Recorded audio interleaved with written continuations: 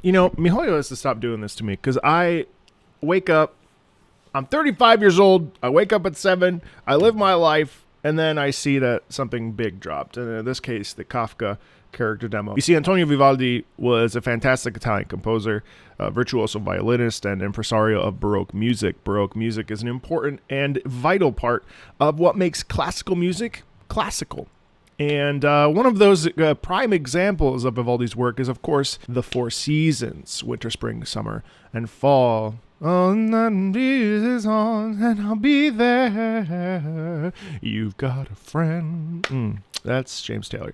Point is, Antonio Vivaldi died in poverty. And here we are, after 2 centuries of decline, per what Wikipedia says. And we get a teaser for Kafka. Some of you may call her mommy. I don't, personally. And what we get is Vivaldi's Winter, but Vivaldi's Winter with the twist.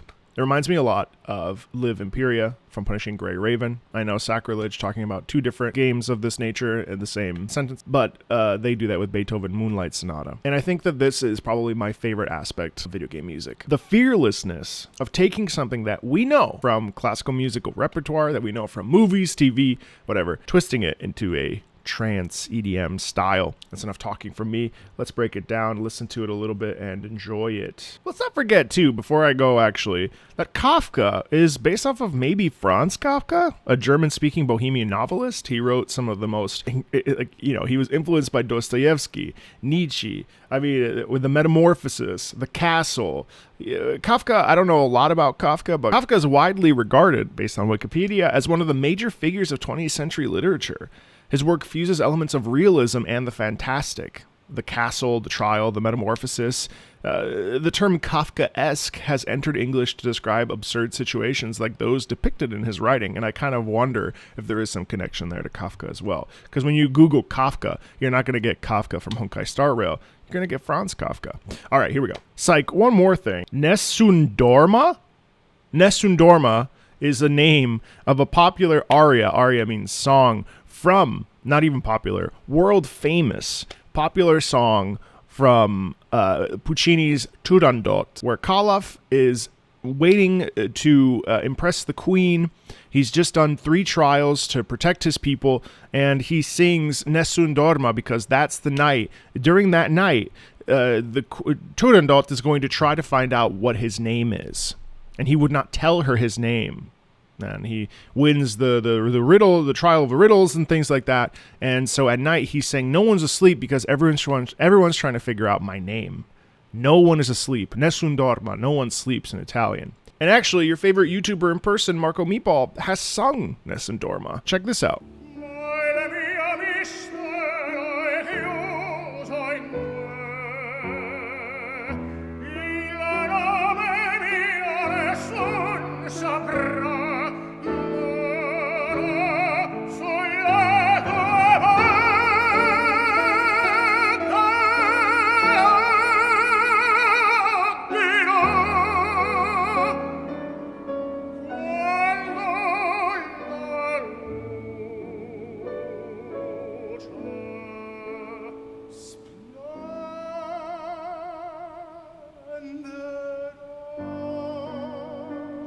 Anyway, you've heard this because you know this famous part here.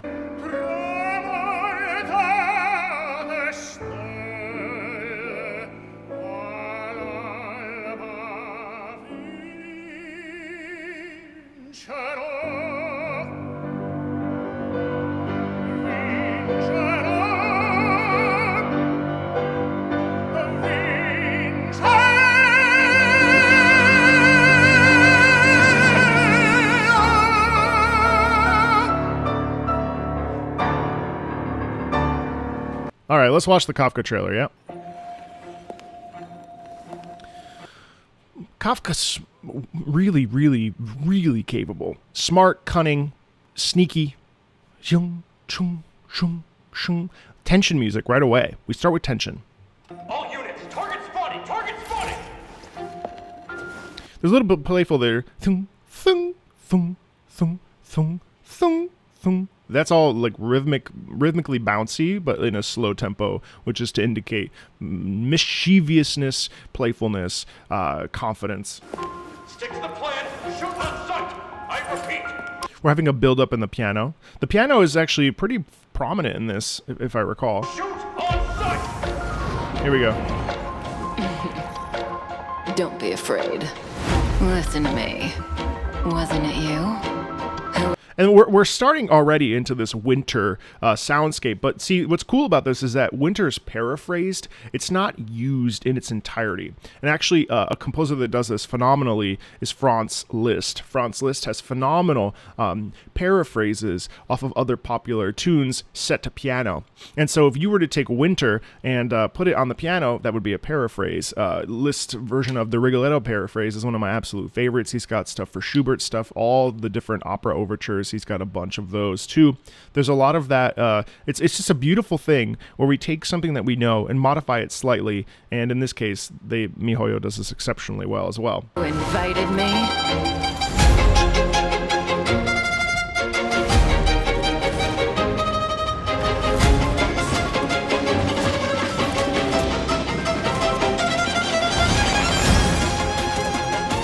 The silk is too fragile to be a threat.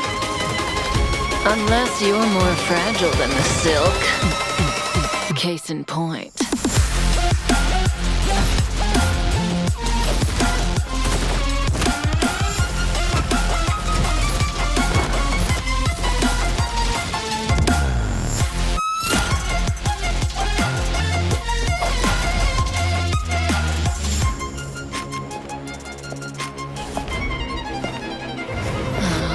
Destiny has thousands of faces. Why does it choose to wear this one?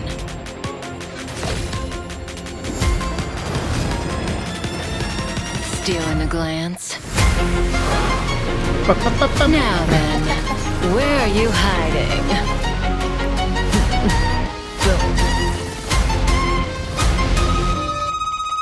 Sooner or later, the curtain has to fall.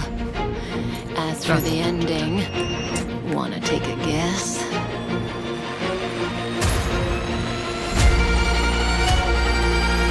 Heads or tails? What's your answer? Star Rail is coming into its own when it comes to its music.